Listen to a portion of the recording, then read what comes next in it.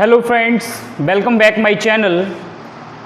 जैसा कि आप लोग जानते हैं कि हम लोग हिंदी की सीरीज चला रहे हैं। हमने कल जो है स्वरों को समाप्त किया था। स्वरों तक हमारा अध्ययन हो चुका था। हम हिंदी वर्णमाला पे चल रहे हैं। आज जो हम शुरुआत करेंगे वो शुरुआत करेंगे व्यंजनों के बारे में। ठीक है, स्वर हम पूरे पढ़ चुके हैं, आगे व्यंजनों की बारी है। तो आप लोग हेडिंग लगा लीजिए व्यंजन। हमारा जो टॉपिक है वो है हिंदी वर्णमाला।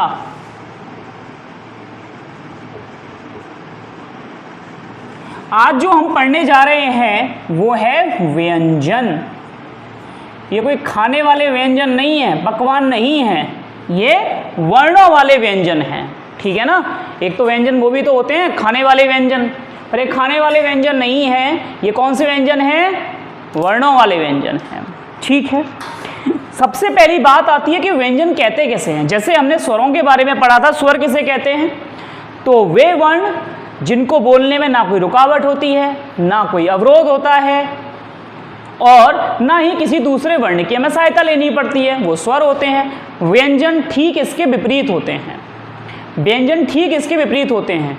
इसको उच्चारित करने में जो मुख से हवा निकलती है उसको बाधा का सामना करना पड़ता है, रुकावट महसूस होती है।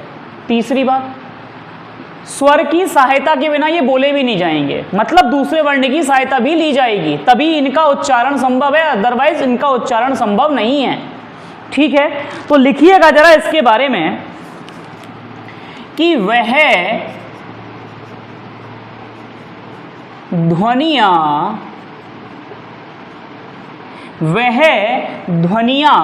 या वर्ण, वह ध्वनियाँ या वर्ण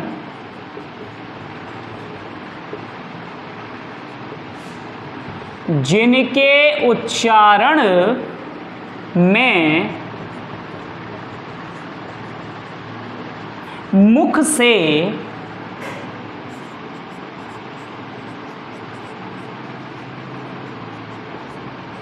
निकलने वाली हवा को बाधा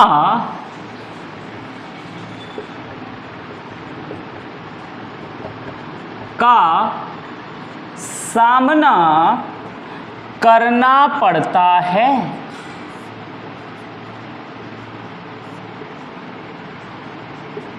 क्या बोला मैंने?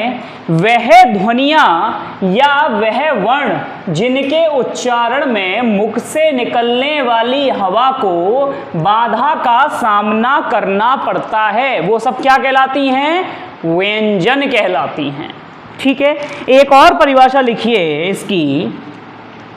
एक तो परिभाषा हो गई ये, इसकी दूसरी परिभाषा हम लिखेंगे। दूसरी परिभाषा लिखिए कि वह ध्वनियाँ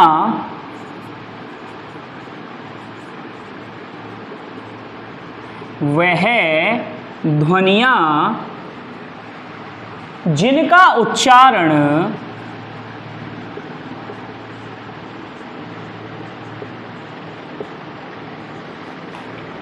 स्वर की सहायता से ही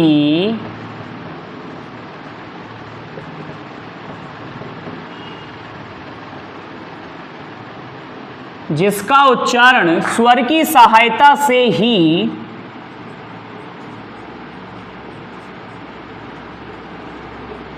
किया जा सकता है। वह ध्वनियाँ जिनका उच्चारण स्वर की सहायता से ही किया जा सकता है, अर्थात स्वर की सहायता के बिना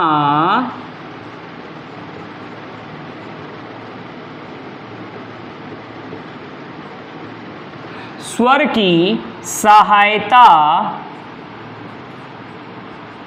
के बिना इनका उच्चारण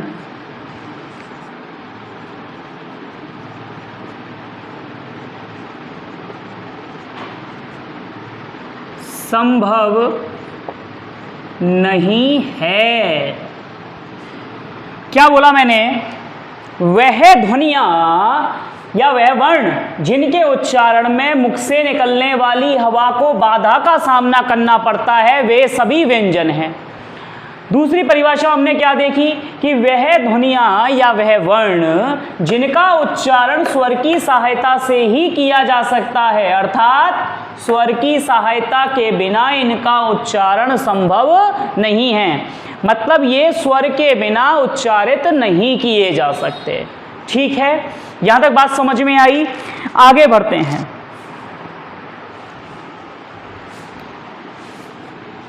मैं इसे रफ कर रहा हूं।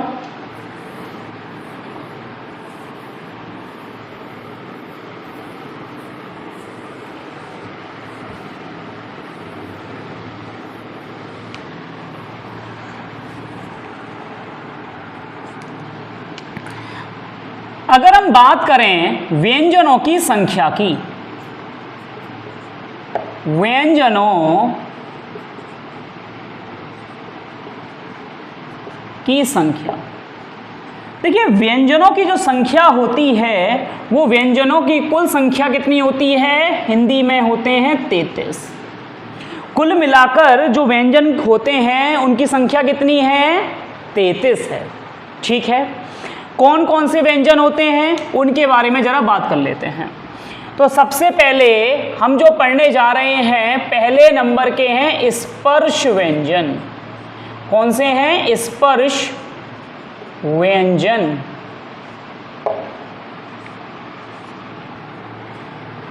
सबसे पहले कौन है? स्पर्श व्यंजन। स्पर्श व्यंजन में देखते हैं। स्पर्श व्यंजन कुल मिलाकर कितने हैं? 25। कितने हैं? 25। स्पर्श व्यंजन कुल मिलाकर कितने हैं? 25। अब इनको याद करने का सबसे अच्छा तरीका बताऊंगा, इससे अच्छा तरीका आपको कहीं नहीं मिल सकता। इसको 5 वर्गों में विभाजित किया गया और उन 5 वर्गों का नाम कैसे याद रखना है? कचट तप। कैसे याद रखेंगे आप? कचट तप। कचट तप। आप एक लिरिक्स से याद रख लीजिए, कचट तप।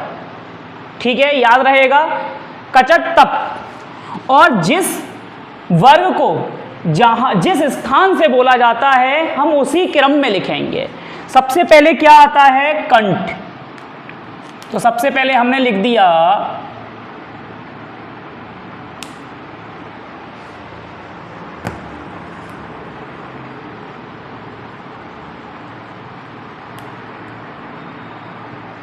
कंठ।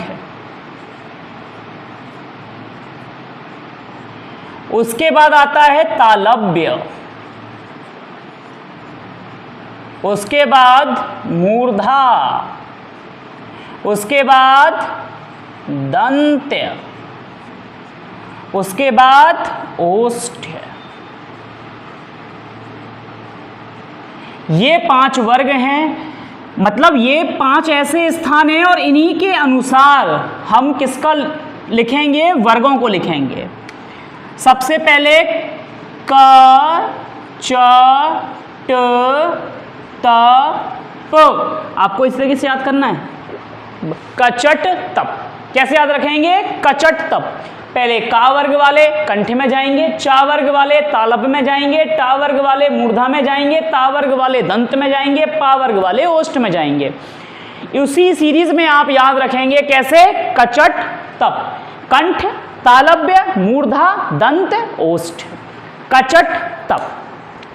का वर्ग वाले लिखिए, क ख ग घ और अंगा। कुछ लोग कहते हैं इसे अंगा, कुछ लोग कहते हैं इसे अणा। तो आप चाहें अंगा कह लीजिए, चाहें इसे अणा कह लीजिए। क ख ग घ अंगा। च छ ज झ इया। क्या कहते हैं इसे? इया। ओके। च छ ज झ इया। ट ट ठ ट ठ ड ढ ण। ट ठ ड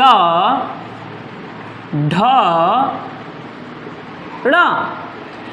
क्या बोला? का वर्ग का का ख ग घ अंगा, च छ ज झ इया, ट ठ ड ढ ण, त थ द ध न। क्या बोला? का ख ग घ अंगा, च छ ज झ इया, ट ठ ड ढ ण, त थ द ध न। पा वर्ग वाले प फ ब भ म। यहां तक बात समझ में आई आप लोगों को? मैंने क्या बोला? कंठ, फिर तालव्य, फिर मूर्धा, फिर दंत, फिर ओष्ठ। ये सीरीज वैसी लगी हुई है। आपको एक लाइन याद कर लेनी है, कचट तप। क्या याद रख लेनी है? कचट तप। पहले का वर्ग, फिर चा वर्ग, फिर टा वर्ग, फिर ता वर्ग, फिर पा वर्ग। पहले का वर्ग वाले बोलेंगे का ख ग घ अंगा, फिर चा वर्ग वाले च छ ज झ इया, फिर क चट टा वाले ट ठ ड ढ ण, फिर ता वाले त थ द ध न, फिर पा वाले प फ ब भ म। ठीक है, यहां तक बात समझ में आई? ये हो गए 25 के 25 स्पर्श व्यंजन। अब आप इसमें से कुछ चीजें नोट करेंगे। ये जो चा वर्ग के पहले 4 हैं, ये जो चा वर्ग के पहले 4 हैं, इन्हें कहा जाता है स्पर्श संघर्षी व्यंजन। क्या कहते हैं? स्पर्श संघर्षी व्यंजन। च छ ज झ को क्या कहते हैं? स्पर्श संघर्षी व्यंजन। कई बार पूछा गया है कि बताइए निम्नलिखित में से स्पर्श संघर्षी व्यंजन कौन से हैं? तो स्पर्श संघर्षी व्यंजन कौन से हैं? तालव्य वाले चा वर्ग के, च छ ज झ पहले 4। ठीक है, इन्हें कहते हैं स्पर्श संघर्षी व्यंजन। ये जो प्रत्येक वर्ग का जो 5वां वर्ण है, प्रत्येक वर्ग का जो 5वां वर्ण है, इसे क्या कहते हैं? तो इसे लिख लीजिएगा, इसे कहते हैं अनुनासिक व्यंजन, या दूसरा भी नाम है इसका, इसे कह सकते हैं नासिक्य व्यंजन, या इसका तीसरा भी नाम है, इसको हम कह सकते हैं द्विस्थानिक व्यंजन। इन 3 नामों से ये जाने जाते हैं, ये ध्यान रखिएगा।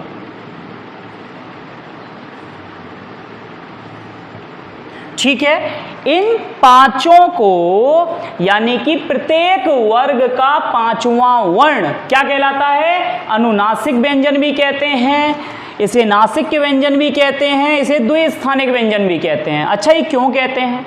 अनुनासिक स्वरों के बारे में हमने पढ़ा था, जिनको नाक से बोला जाता है। अगर आप अंगा बोलोगे, नाक पे जोर, या नाक पे जोर, आप अड़ा बोलो, अड़ा नाक पे जोर। आप देख रहे हो साउंड अलग निकल रही है।